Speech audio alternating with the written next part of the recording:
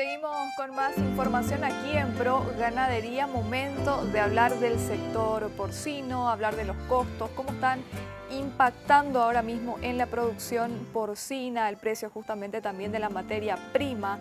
Por eso ya estamos ahora en un contacto vía Zoom con el ingeniero Jorge Ramírez, presidente de la Asociación Paraguaya de Productores de Cerdo. ¿Cómo estás, Jorge? Buenos días.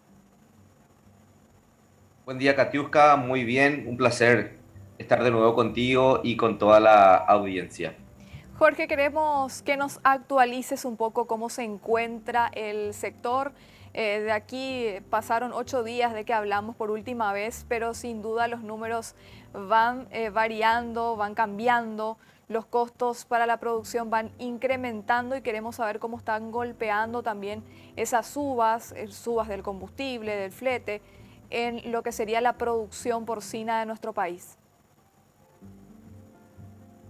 Sí, tal cual, estamos teniendo un panorama bastante cambiante dentro del rubro porcino, no solamente el porcino, sino en general todo lo que es producción agropecuaria e inclusive servicios. Bueno, pero son diversos los factores, tanto externos, algunos internacionales, inclusive factores biológicos, los climáticos que acabamos de sufrir, como el tema de la sequía y la bajante de los ríos, así como el tema inflacionario que acabas de mencionar, con la suba de precios dentro de la estructura de costos de la producción porcina.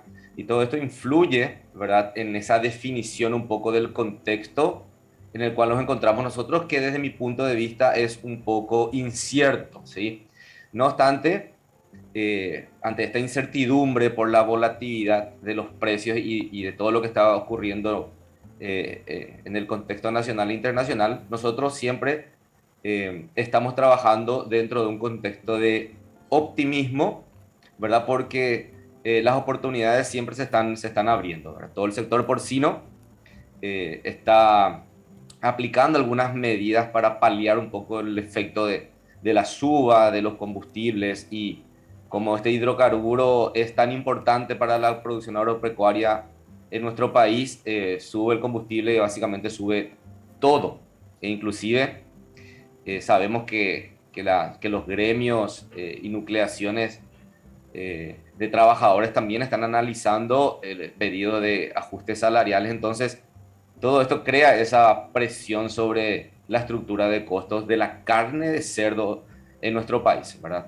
Desde el año pasado, el precio que se le paga al productor mejoró y vino un poco a oxigenar, ¿verdad?, esa subida de precios que no solamente se da ahora, sino también desde el año pasado. Es lo que ayudó un poco a sacar la nariz del agua o la cabeza. Sin embargo, ¿verdad?, otra vez con estas subidas, ahora la cosa se vuelve difícil, y especialmente para los pequeños y medianos productores, que somos los que de alguna manera eh, nos cuesta mucho más hacer frente a estos fenómenos. Entonces tenemos que ir adoptando medidas eh, un poco más duras, un poco más exigentes, como estoquearnos más de producto balanceado, para justamente evitar comprar el balanceado que representa más del 70% del costo de una manera más cara, ¿verdad? También ajustar algunos costos dentro de la granja, porque el pequeño y mediano productor en donde tiene realmente control es en las cosas que hace dentro de su granja. Todo lo que está por afuera está regulado por otros elementos. Jorge, también en la parte de exportación cárnica tenemos que tener en cuenta que en el mes de enero exportación de carne de cerdo, según los datos del SENACSA, fue nula.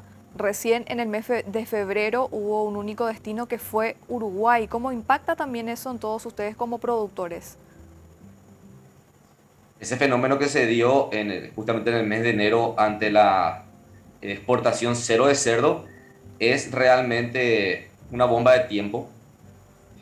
Tanto pequeños, medianos y grandes productores trabajamos muy de la mano con la industria, ¿verdad?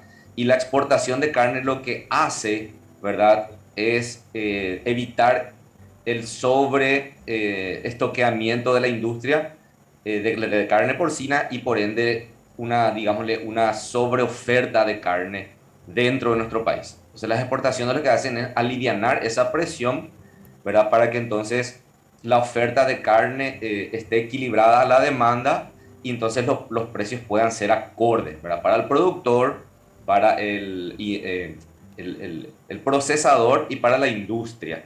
Entonces, ante la no salida de carne de cerdo vía exportación, lo que pasa que los depósitos de la industria se van llenando y tarde o temprano van a tener que sacar esa carne al mercado interno, por ende el precio va a tender hacia la baja, ¿verdad? Bien por los consumidores, pero al productor eso le va a afectar de manera directa, poniendo en jaque y en riesgo su producción, ¿verdad? Porque el pequeño productor tiene costos más elevados que los grandes, ¿verdad? Entonces, afecta directamente, ante tu pregunta, ¿verdad? Sí afecta y nosotros estamos monitoreando ese fenómeno y también ayudando a través de las asociaciones para la apertura de mercados o para acelerar los procesos con algunas representaciones diplomáticas como Taiwán, por ejemplo, que necesitamos abrir ese mercado y colocar carne allí. Eso va a aliviar muchísimo la presión y a su vez va a elevar el estatus de la carne de cerdo paraguaya al ingresar a un mercado tan exigente como es el taiwanés. Jorge, volviendo un poco al tema de los costos, hablemos de la alimentación de los cerdos, por ende, también el costo de los productos que consume el cerdo, ¿verdad? ¿Cómo ha ido variando en cuanto a los precios? Haciendo una comparativa de lo que era a lo que compraban el mes pasado y el costo al que compran ahora mismo esos productos. Sí, la nutrición del cerdo hoy día, bajo los estándares de producción actual, se basa 100% en granos, ¿verdad? En donde el maíz representa la mayor proporción y luego la soja, ¿verdad? Complementado con algunos núcleos de vitaminas, minerales y aminoácidos. Entonces, sabemos que tanto el maíz como la soja y otros granos vienen en una escalada de precios que nosotros estimamos que el 2022 podía estabilizarse antes de que, bueno, aparezca este luctuoso hecho del tema de la guerra, ¿verdad? Entre Rusia y Croacia, lo que hizo que otra vez los mercados y los commodities en general, no solamente el petróleo, sino también la producción de granos, tenga una presión alcista. Entonces, eh, ese escenario cambió en relación al análisis realizado, por ejemplo, un mes atrás o 2 meses atrás, 3 meses atrás, y los granos no están retrocediendo en precio, sino al contrario, están subiendo de precio. Entonces, eh, para los productores también, el producto final, que sería el balanceado, va a subir de precio. Ya tuvimos un ajuste en lo que va de este año 2022. Las grandes industrias productoras de balanceado ya realizaron un ajuste, pero en conversación con ellos sabemos que están previendo realizar otro nuevo ajuste, ¿verdad? Porque obviamente también los costos de ellos van subiendo, ¿no? Y ese ajuste ronda entre el 5 y el 7% cada vez que lo realizan. Y es mucho, Katiuska, ¿por qué? Porque en promedio la rentabilidad que tiene el negocio porcino supera el 10%, pero no supera el 15%. O sea, está en esa franja entre el 10 y el 15%. En granjas tecnificadas, estamos hablando, ¿verdad? Ya sea pequeño, mediano o grande. Ronda por ahí. Entonces, cualquier punto adicional que suba el costo, obviamente va a hacer que la rentabilidad de la granja y del productor baje. Eh, lastimosamente, bueno, digo lastimosamente, pero bueno, es un fenómeno de mercado y de libre competencia. El precio del cerdo en pie lo establece la industria por efectos de la oferta y la demanda en gran medida, además de otros elementos. Entonces el productor no puede decidir, bueno, voy a alzar el precio de mi cerdo porque subió el costo del maíz y la soja. No. Entonces tiene que buscar otras herramientas y una de ellas es renunciar a su utilidad. Jorge, justamente en este punto yo quiero confirmar contigo, en base a los conocimientos que vos tengas sobre el tema. Nos llegaban informaciones de que varios productores, varias granjas, se vieron obligadas a cerrar justamente por este fenómeno, por los altos precios, porque ya era insostenible la situación en cuanto a costos, entonces decidieron abandonar el rubro. ¿Qué información tenés vos también dentro de la asociación? Es muy cierta la información, es correcta. Y bueno, si me permitiste amplío ahí al respecto. Nosotros como entidad que nuclea productores pequeños y medianos, recibimos contacto y llamada de productores que están cerrando, y algunos ya cerraron la actividad porcina dentro de sus fincas. Otros lo dejan en suspenso o en stand-by hasta un contexto más favorable, ¿sí? Entonces, inclusive recibimos llamadas de otros productores que no están nucleados, ¿verdad? Ofreciendo las granjas a otras personas que quieran absorber o que estén ingresando como inversores dentro del sector porcino, por el hecho de que son productores que ya vienen haciendo el aguante financiero a sus proyectos ya desde el año, algunos desde el año 2000, 2000 algunos desde 2020, perdón, otros 2021.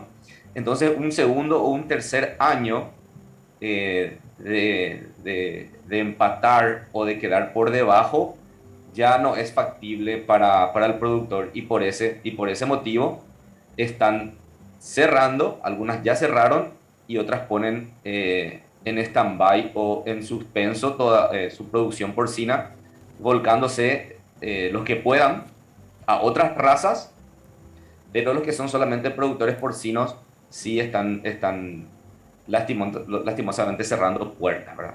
Está la herramienta del instrumento financiero que muchos utilizamos para poder entonces hacer frente a a este contexto desfavorable, aguantar hasta que aparezca un nuevo contexto favorable en donde se pueda recuperar eh, y volver a ser granjas rentables. Eso ocurre en toda la producción agropecuaria en general. Pero sin embargo, y allí aprovecho para hacer mención de que tenemos muy pocas herramientas financieras diseñadas exclusivamente para el sector porcino. Nos reunimos muchísimas veces con instituciones financieras públicas y privadas, y es como que todavía el sector financiero no entiende muy bien cómo funciona el rubro, y por eso todavía no diseñaron herramientas financieras, créditos, préstamos u similares que puedan servir al productor porcino al igual que otras razas. Entonces, bueno, hay una materia pendiente y una oportunidad para poder trabajar también con el sistema financiero sobre este tema y evitar que productores, especialmente pequeños y medianos, vayan cerrando sus granjas. Jorge, ¿tienen cifras de cuántas granjas serían las que ya han cerrado, al menos dentro del núcleo que vos tenés conocimiento? Sí, nosotros hoy estamos superando las 100 granjas asociadas en la APPC, y nosotros tenemos información de que ya llega al 20%, que es decir, unas 20 granjas las que están parando operaciones, pero no solamente dentro de nuestra nucleación, sino también, como te mencionaba, por fuera. Esa es información que justamente a mí me toca recibir, ¿verdad? En mi rol de presidente, y conversar con los productores, entender por qué están cesando operaciones y, bueno, y en qué le podemos también ayudar.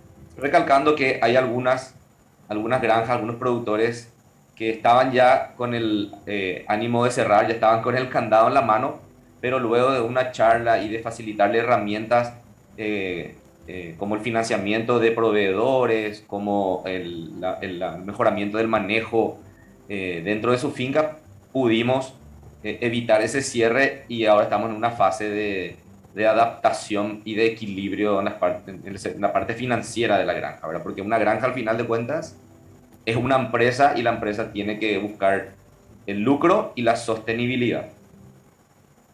Jorge, lamentablemente me indican que hasta aquí tengo que llegar con la entrevista por el día de hoy, pero sin duda vamos a seguir en contacto. También tenemos otra entrevista posterior para ampliar más acerca del sector de la carne porcina. Así que bueno, vamos a estar conversando nuevamente el próximo jueves. Perfecto, Katuska. Muchísimas gracias por el espacio y siempre a las órdenes.